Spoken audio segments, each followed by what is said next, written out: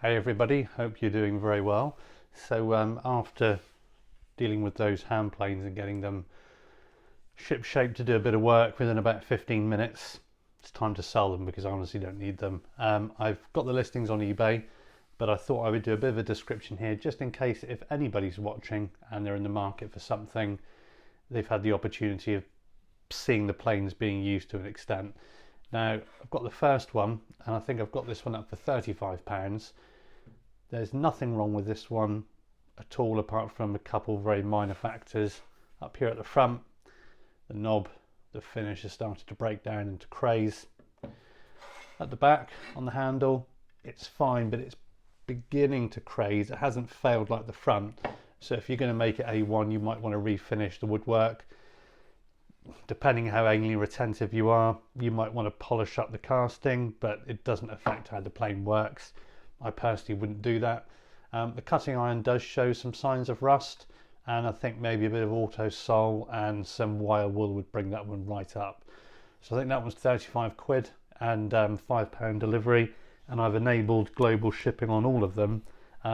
This one will also come with an original Stanley box. The boxes aren't in great condition, and yeah, it is what it is. It's kind of nice to have it with it. I noticed on the front of this one, which is pretty amazing, that some dimwit must have at some point got confused and thought there was 4 planes in the box. And I guess I'm being harsh. Maybe that's not too dim-witted, or there was something they had to make. The customer claimed that they were expecting 4 planes and there was only 1 in the box.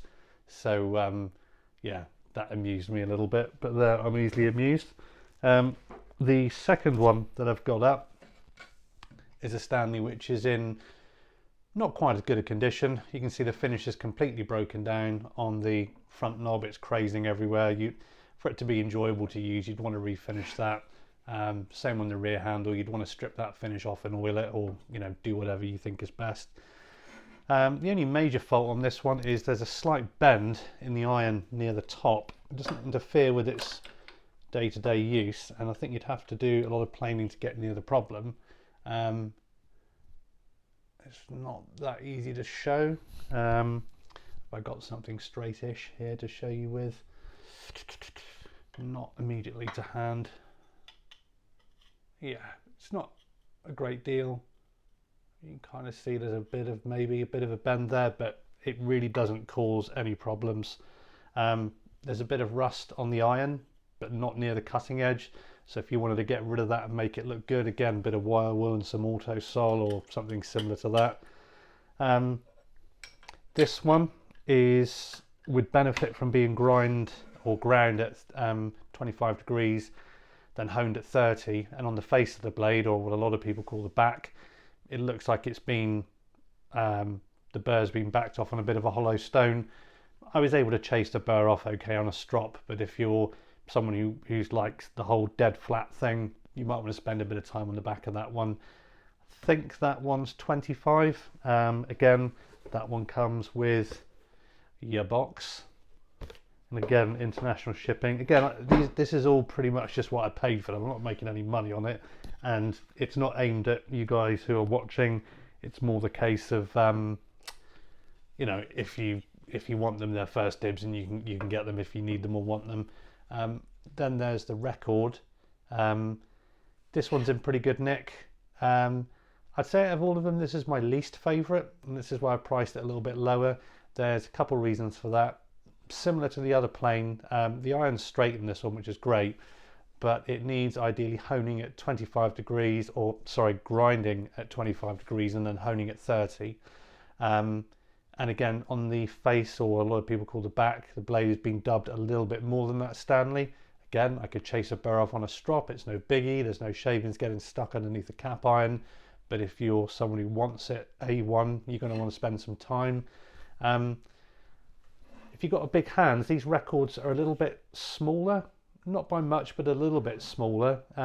Nothing to panic about. They still sold in great numbers. But it's seen a little bit more wear and tear. It's got a bit of character about it, so if you like that kind of thing, you're probably going to like this one. But it's not going to polish up like the Stanleys. If you want something to be A1 and super polished, I think I've put that one up for 25 as well. The records, for whatever reason, seem to go for a little bit more. No box with that one. It is what it is. So I'll stick the links below. Again, no pressure. Don't feel you've got to buy them. You're not doing me any favours. I'm sure they'll go eventually on eBay. One thing I can't quite part with yet, but I know I probably should, is the Miller's Falls I've picked up. I'm trying desperately not to be a collector, but these objects are interesting within themselves. And I know this is a much later one. It's not one of their early versions, but it's in such good condition that I can't let that one go. So that one stays with me for a while. Okay, catch up soon.